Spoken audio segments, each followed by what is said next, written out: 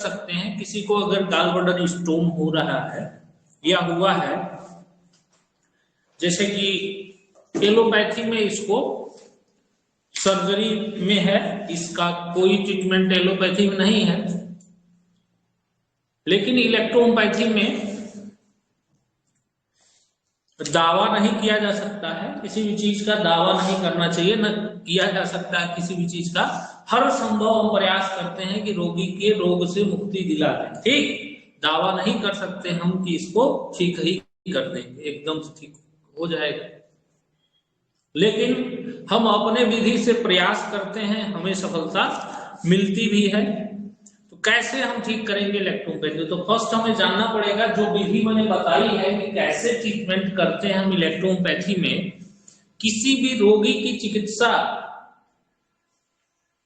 हम 3 तरह की दवाई जो है, जो मैंने एक सिस्टम बनाया है कि कैसे सिलेक्शन आप रेमेडी करेंगे। तो पहले तो हमें इसका सिम्टम जानना पड़ेगा, लक्षण जानना पड़ेगा कि आखिर इसमें होता क्या है। तो इसमें क्या होता है, सिम्टम्स जो है इसमें द मोस्ट प्रोमिनेंट जो सबसे ज्यादा है कि पेन, दर्द। क्या होता है, बिलियरी में स्टोन होता है तो फर्स्ट द पेन, दर्द, first the symptoms the pain, ठीक। तो पेन कैसे होता है और कहां होता है? पेन में मैंने बार बार आपको पढ़ाया है कि कोई मरीज या किसी भी पेशेंट में कोई भी सिस्टम में पेन बता रहा है, अगर मान लो दर्द बता रहा है, तो दर्द की क्या कंडीशन है, तभी हम अंग को डायग्नोज कर सकते हैं। तो पेन जो है दाहिनी राइट साइड जो रिब्स है, यानी कि दाहिने साइड की जो रिब्स है उसके नीचे अचानक से पेन होता है, यानी कि रिब्स जो राइट हाइपोकॉन्ड्रियम का एरिया मैंने बताया था तुम्हें, लीवर पढ़ा रहे थे तो ये रिब्स जो होती है नीचे अचानक से, यानी कि सडन ऑनसेट। पेन कैसा होता है, सडन ऑनसेट, सडन ऑनसेट, ठीक। लोकेशन, यानी पेन में कोई भी पेन लेकर के आ रहा है तो पेन की लोकेशन तुम्हें जाननी है, उसका जो ऑनसेट ये जानना है, और वो पेन कहां तक जा रहा है ये जानना जरूरी होता है। तो ये सडन ऑनसेट पेन होगा मरीज को, और राइट हाइपोकॉन्ड्रियम में रिब्स के नीचे से चालू होगा, और ये पीठ में दाहिने कंधे तक, ये स्कैपुला तक भी जाता है, ठीक। जो ये इसकी जो कोण बनती है वहां पे दर्द जाता है, ठीक। यानी कि ये पेन प्रोमिनेंट सिम्टम होता है सडन ऑनसेट पेन। इसमें पेन जो है बहुत ही मतलब एग्रेसिव कंडीशन में होता है, और मुख्य रूप से इसके साथ मिचली और बमन, यानी कि मिचली या कभी कभी हिचकी आता है, नोजिया,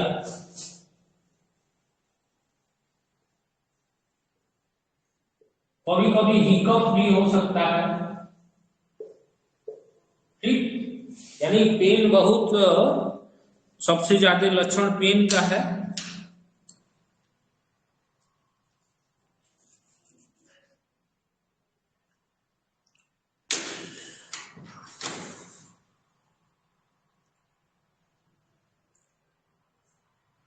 और पित्ताशय के स्थान पे मान लो कि पेन आराम हो जाता है, अब हम नहीं जानते हैं रोगी हमारे पास किन कंडीशन में आता है।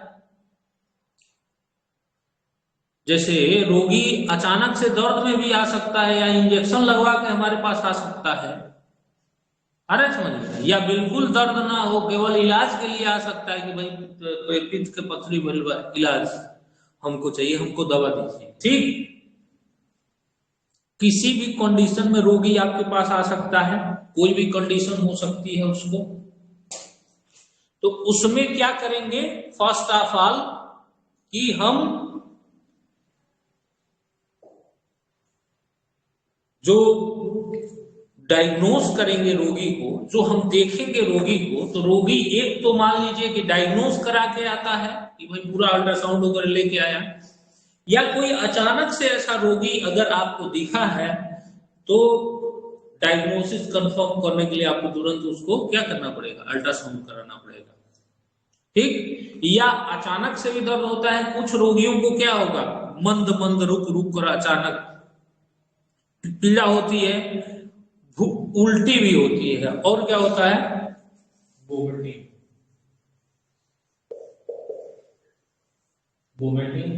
उल्टी, आया समझ में, वोमिटिंग भी होती है, उल्टी।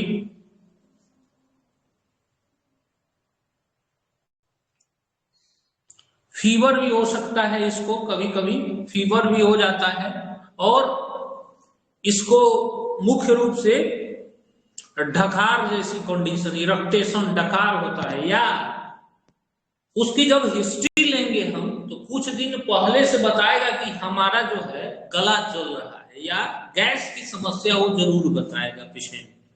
प्रीवियस सिम्टम उसको मिलेगा, जब उसकी हिस्ट्री लेंगे तो जरूर वो गैस की समस्या आपको बताएगा इन द हिस्ट्री। आया समझ में? यानी कि जब पेशेंट की हिस्ट्री लेंगे, पुरुष के बनस्पत महिला को ज्यादा होता है, आ रहा है समझ में, पुरुष के बनस्पत महिलाओं को ज्यादा होता है। आफ्टर द 25 या 30-40 के बीच में ज्यादातर महिलाओं को देखने को मिलता है। आया समझ में कि महिलाओं को ज्यादातर ये देखने को मिलता है कि ये चीजें होती हैं, ज्यादा हमें देखने को मिलता है महिलाओं को। इतने सारे सिम्टम्स जो हैं आपको ये मिलते हैं। तो अब इसको जो है, अब मान लीजिए कि पथरी ये है, स्टोन है, तो अब इसमें अंग क्या है, मान लीजिए कि स्टोन जो है ये कहां कहां हो सकता है, तो जीबी में हो सकता है, डक्ट में हो सकती है, तो डक्ट वाली और प्रॉब्लम क्रिएट करती है, जॉन्डिस वगैरह क्रिएट करा देता है। अरे समझ में, तो ये कहां पे है, जीबी में, गाल ब्लैडर में, तो आर्गन्स क्या होगा, जीबी होगा, होगा ना, गाल ब्लैडर होगा आर्गन, और क्या होगा, क्योंकि ये पित्त बनता कहां है, तो लीवर, आ रहा है समझ में, लीवर।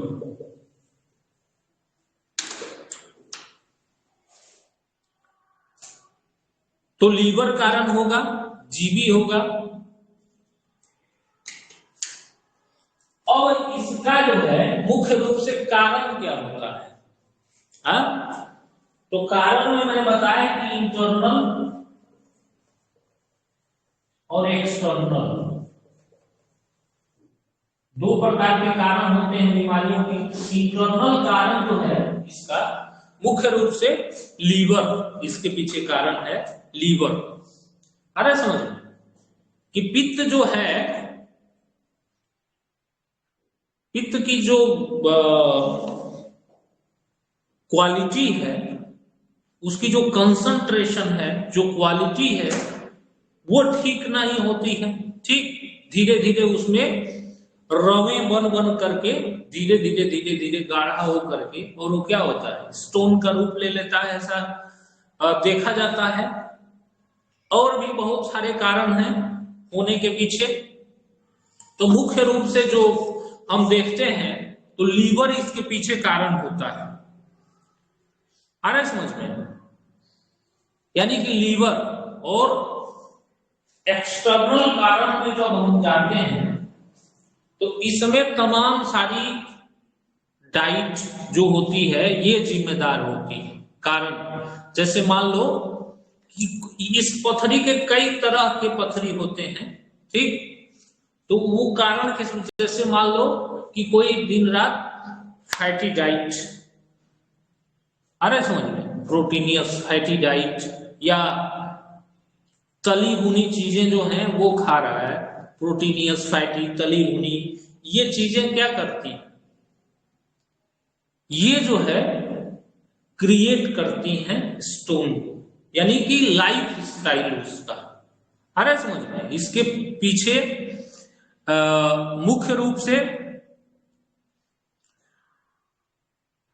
अधिक मांस मछली खाने, ठीक, मदिरा पान करने वाले, यानी कि जो एक्सटर्नल कारण है उसमें मुख्य रूप से ज्यादा मांस मछली।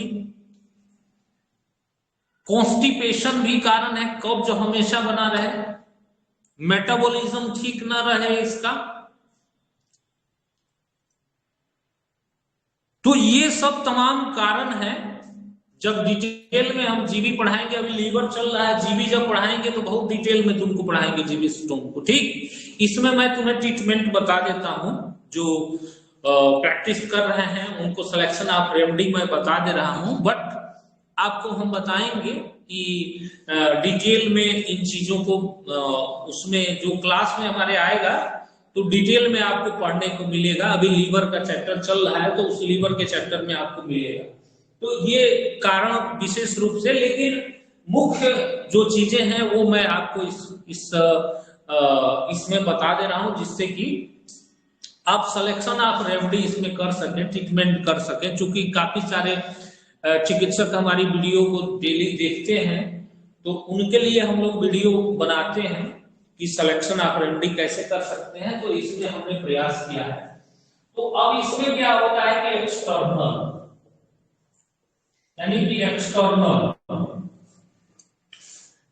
यानी कि लगाने वाली दवाई और फिर इंटरनल होती है, ये पार्ट ऑफ द मैनेजमेंट। तो अब लगाने वाली दवाई में मान लीजिए कि पेन उसको हो रहा है, दर्द आ रहा है समझ में, तो दर्द हो रहा है तो उसको जो है हमें आराम करना पड़ेगा, बहुत तेज तगड़ा दर्द है उसको, आ रहा है समझ में। तो यहां पे F2C5Y समझ गए, एप्लीकेशन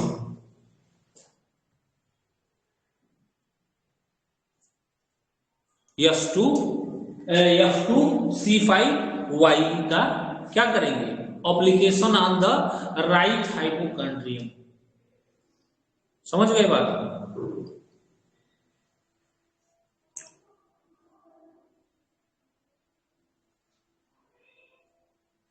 और इंटरनल रूप से उसको पिलाने के लिए WE और YE, समझ गए, दर्द को आराम करने के लिए।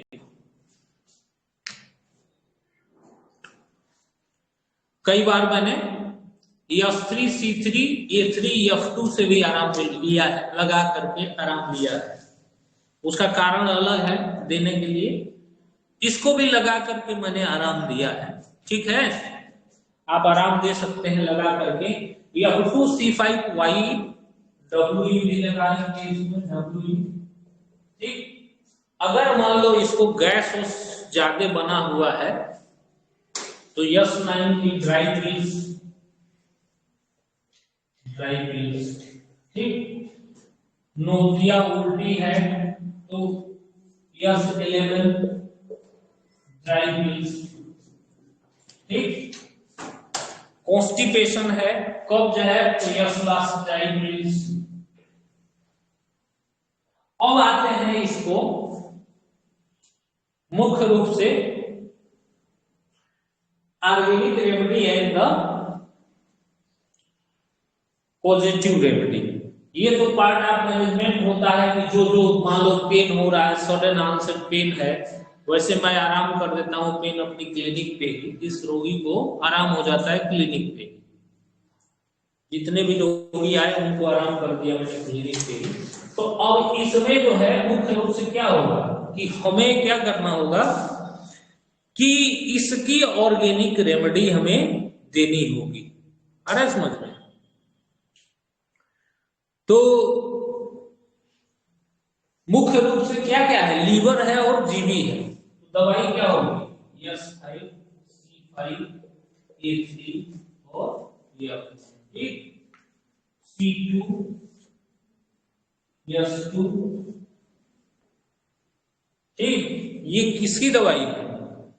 ये जीबी की दवाई है, गाल ब्लैडर की दवाई है। क्या क्या है? S2C2 L1 बार, ठीक। ये ऑर्गेनिक रेमेडी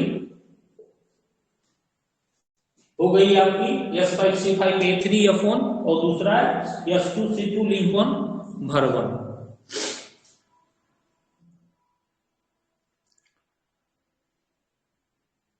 तो ये जो है ये आपकी दवाई हो गई जिसको आप चला सकते हैं। उसके बाद आप जो है इसमें मुख्य रूप से ड्राई पिल्स में S5 और S2 ये दो दवाई जो है ड्राई पिल्स में जरूर चलाएं इस रोगी को, यानी कि भारी मात्रा में इसको देनी है, 10 से 20 गोली 30 गोली। आ रहा है समझ में? S5 को और S2। तो S5 क्या करता है? पथरी को, ये लीवर पे काम करता है, बाइल की चीजों को सुधारता है। समझ गए बात को?